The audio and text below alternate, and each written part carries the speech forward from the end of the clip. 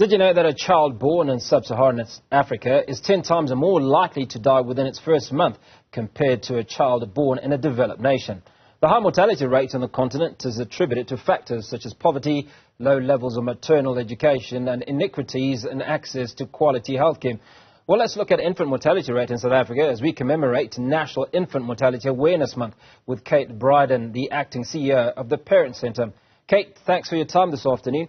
Can you provide some context on South Africa's infant mortality rate, particularly in comparison to global statistics, and obviously highlight some of those key factors contributing to this issue? Hi, thank you for having me.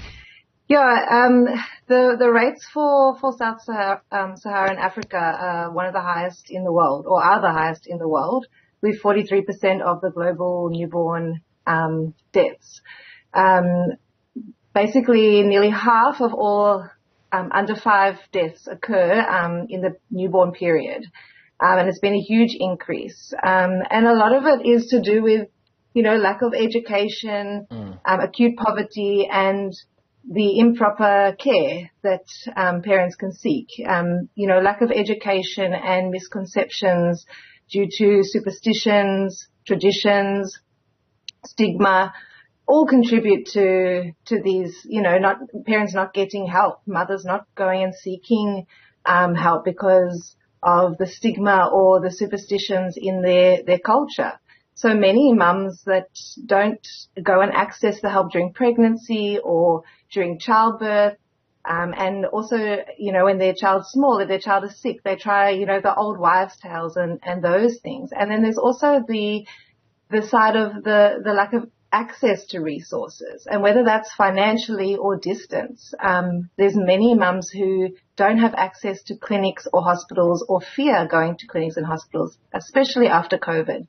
There's many mums who don't want to go, fearing there's actually more health risk of going. So we find that there's a lot of mothers who don't go. So they try and treat themselves at home. They don't speak to someone. They have lack of education around the risks in pregnancy and childbirth, and for infants. So not having the education around immunizations for a child, for example, or the stigma and the lack or miscommunication of immunizations. And for a young teenage mum, the fear of going to a clinic because of the judgment she'll receive. So there's many factors in Africa that, really contribute to the increase in these rates. Now, what are some of the specific challenges faced by mothers in underprivileged backgrounds, especially when you look at areas like Mitchell's Plain, and how do these challenges relate to infant mortality? Yeah, there's many challenges. I mean, just accessing a clinic, long waiting lines for mums who are pregnant or with a small infant. Many mums don't want to go, and with the lack of finances to go to private healthcare, for example, can lead to many mums not going and seeking the help that they need. Other issues such as violence in the communities, mums not wanting to go out into the communities to get the help that they need. And then again, cultural issues, the older family members, telling them not to go, or the fear of their community finding out that they're pregnant, can be a huge factor for many of these mums. And so they don't seek the help that they need. And so when they're pregnant or during childbirth or when their infant's sick, then they try and treat the child at home or themselves at home, which can lead to huge risks and ultimately can lead to child mortality, infant mortality. So before we talk about what the Parent Centre offers specifically, let's talk about what the community might be able to do for itself. Are there programs in place to educate or equip members of the community? I know in certain areas they would have midwives from those communities who are able to equip would-be parents or would-be mothers with a certain amount of information, because they have been taught the correct stuff that they're expected to do. Is this part of what could this be a solution? Is it amongst some of the cocktail of solutions that you have? Yes, I think, I mean, it's a big part, and I know the Department of Health do play a big role. They send, nurses and trained healthcare professionals to do home visits, and also that work in the clinics to help guide mothers, educate them.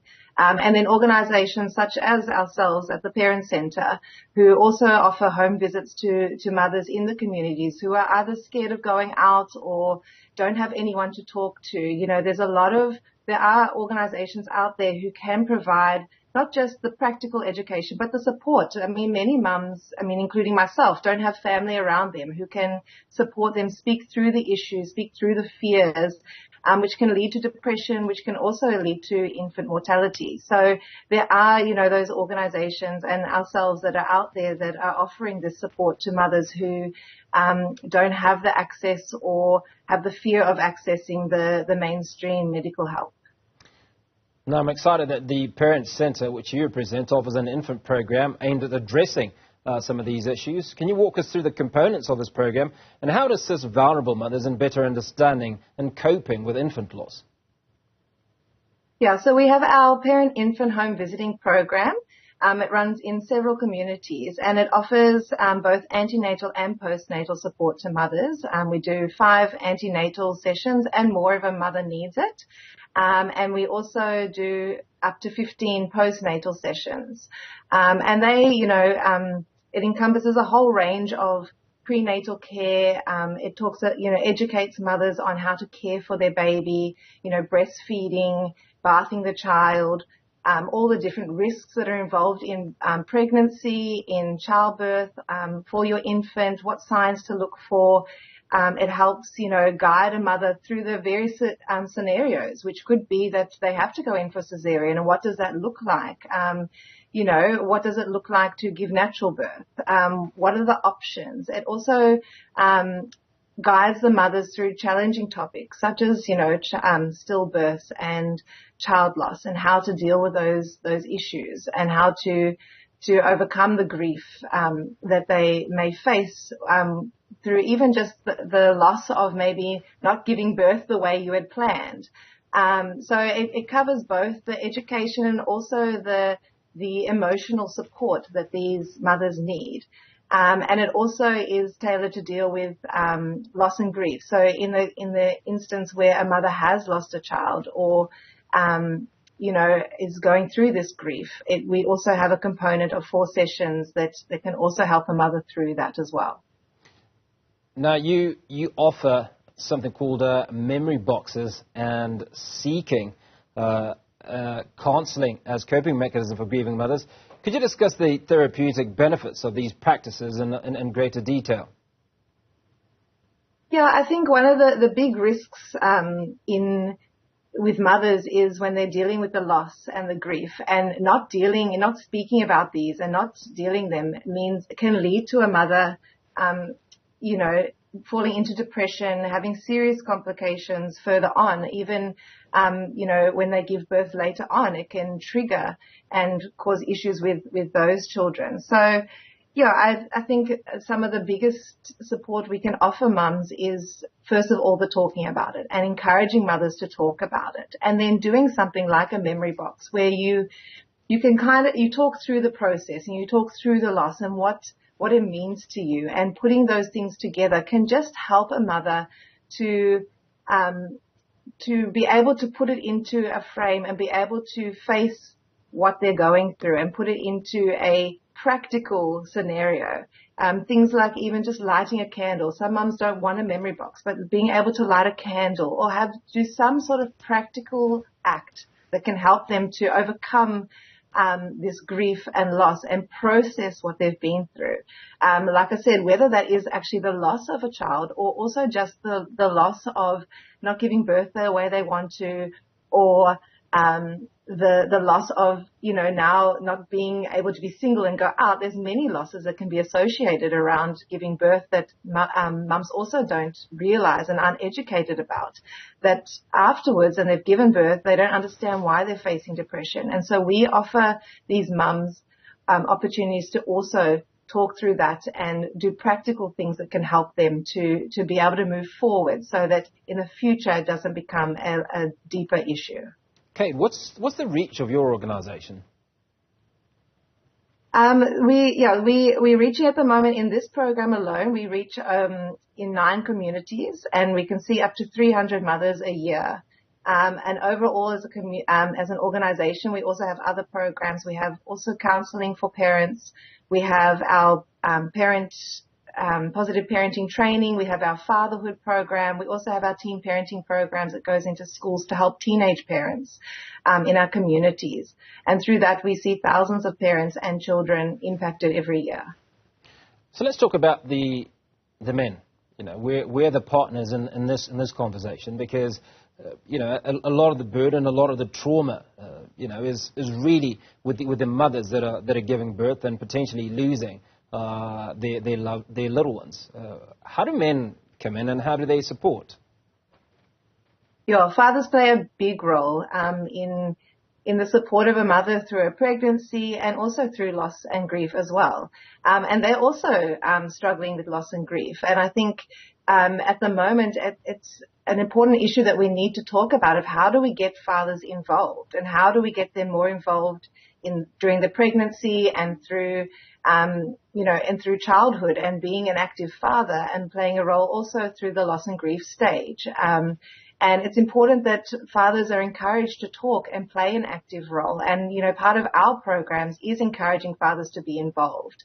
You know, our parent-infant program, whilst it's targeted at the mothers, if the father is in the household and where possible, we encourage the father to be in these sessions, learning also with the mother, being educated about the risks, being educated about how to care for the child properly, so that they can play an active supporting role with the mothers. And we also offer a fatherhood program specifically for fathers to come together and talk about their issues that they face. There's many times that the mothers are the gatekeepers, and they don't let the fathers have access to the children. And we're trying to engage now with a lot more fathers, and in early childhood spaces where we can talk about the importance of the father for the child and also for the mother, to ensure that the child gets the best care and that the mother gets the most support that she needs.